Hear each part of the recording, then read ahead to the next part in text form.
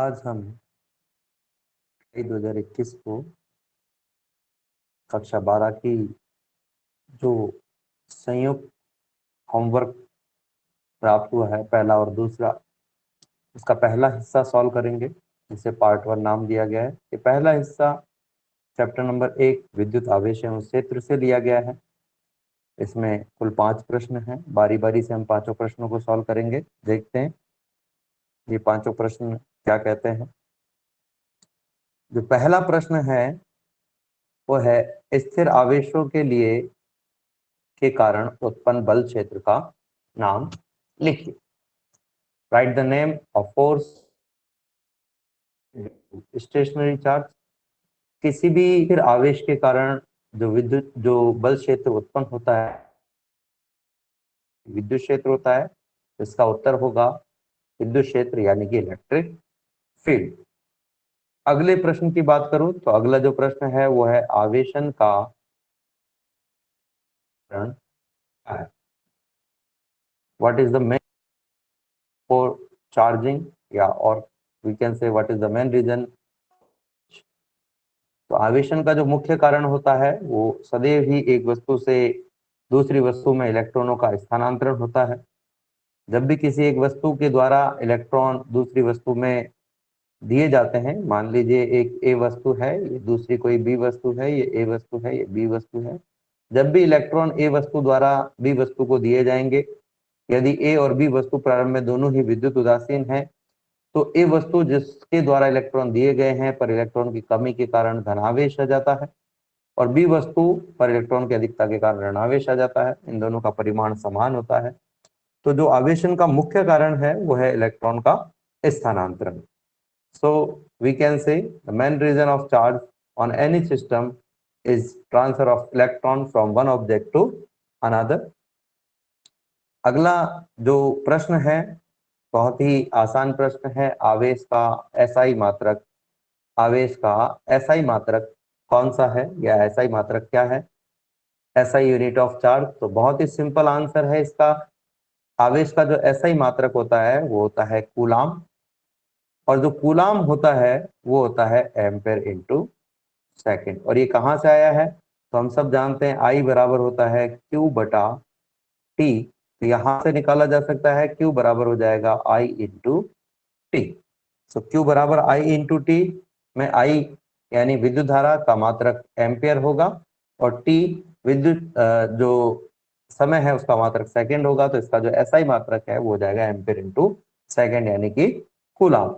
तो हम कह सकते हैं कि SI unit of charge is coulomb और एम्पियर इंटू सेकेंड। ये इस तरीके से इसका एसआई मात्रक ज्ञात किया जा सकता है। बड़ा ही आसान प्रश्न था। तीसरा अगर हम प्रश्न देखें हमारी पहली होमवर्क वर्कशीट पार्ट फर्स्ट का, तो जो अगला प्रश्न है वो है आवेश के दो मूलभूत। के आवेश बहुत सारे गुण हैं, लेकिन इनके कुछ मूलभूत गुणों में यह है कि आवेश राशि है, स्केलर क्वांटिटी। आवेश को जब भी किसी वस्तु पर जोड़ा जाता है तो इसका बीजगणितीय इस राशि है। दूसरा जो इसका भौतिक गुण है, मूलभूत गुण, आवेश क्वांटीकृत होता है, चार्जेस क्वांटाइज। और क्वांटीकृत होने का मतलब जो भी आवेश को दिया गया जिसे हम कहते हैं ई, ये पूर्ण के रूप में होगा, और इसीलिए हम कहते हैं Q बराबर होता है N इंटू ई। तो आवेश के गुण है आवेश अदिश राशि है, गुण है वो है आवेश क्वांटीकृत होता है। और भी इसके गुण हैं जो मूलभूत गुणों में गिने जाते हैं।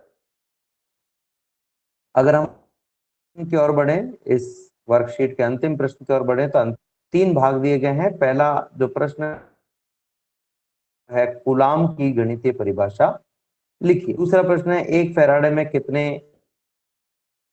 कूलाम आवेश होता है, और तीसरा है एक वस्तु करती है तो वस्तु पर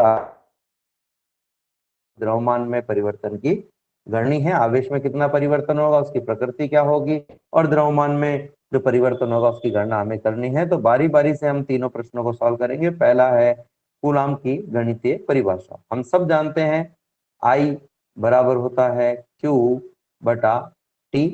तो Q बराबर हो जाएगा I इंटू टी।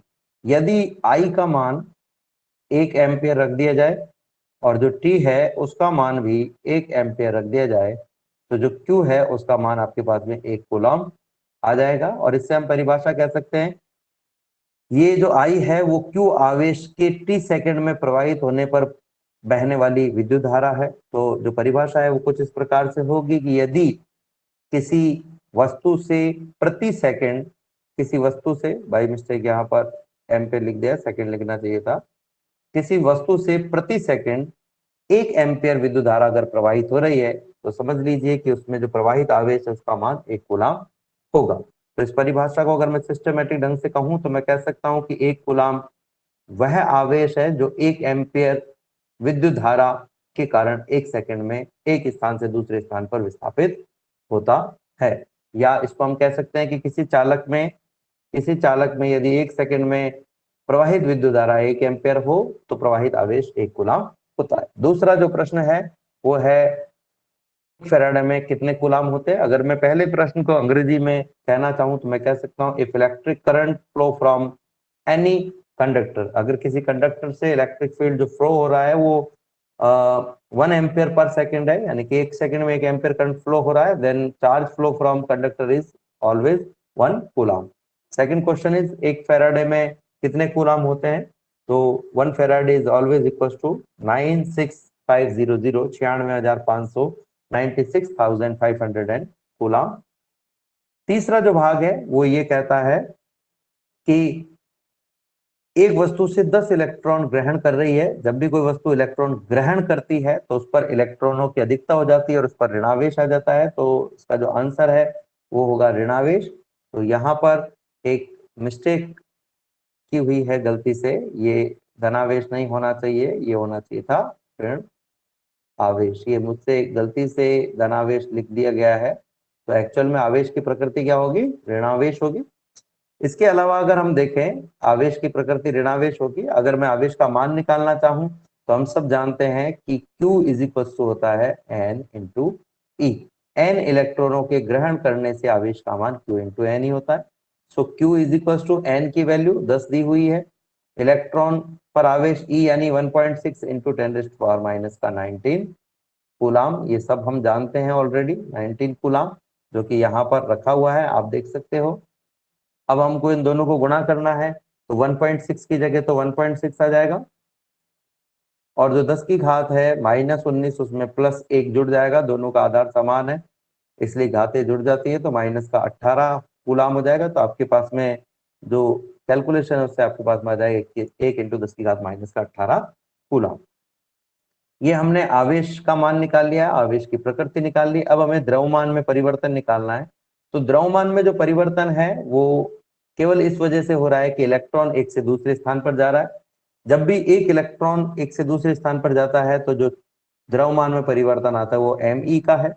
यदि n इलेक्ट्रॉन जाएंगे तो द्रव्यमान में परिवर्तन हो जाएगा n इंटू me, जो कि यहाँ पर इस सूत्र द्वारा दिया गया है, जहां पर n विस्थापित इलेक्ट्रॉनों की संख्या और m जो है वो इलेक्ट्रॉन का द्रव्यमान है। अगर हम ये दोनों मान रख दे तो विस्थापित इलेक्ट्रॉनों की संख्या 10 है और इलेक्ट्रॉन का जो द्रव्यमान है वो होता है 9.11 इंटू 10 की घात -31 किलोग्राम।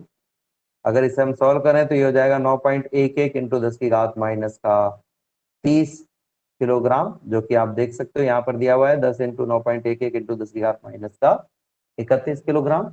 अगर हम दोनों को गुणा करेंगे तो आ जाएगा 9.11 इंटू 10 की घात -30 किलोग्राम। तो इस प्रकार से ये हमारी पहली होमवर्क वर्कबुक है जिसमें कुल 5 प्रश्न दिए गए थे और इन्हें हम निम्न प्रकार से सॉल्व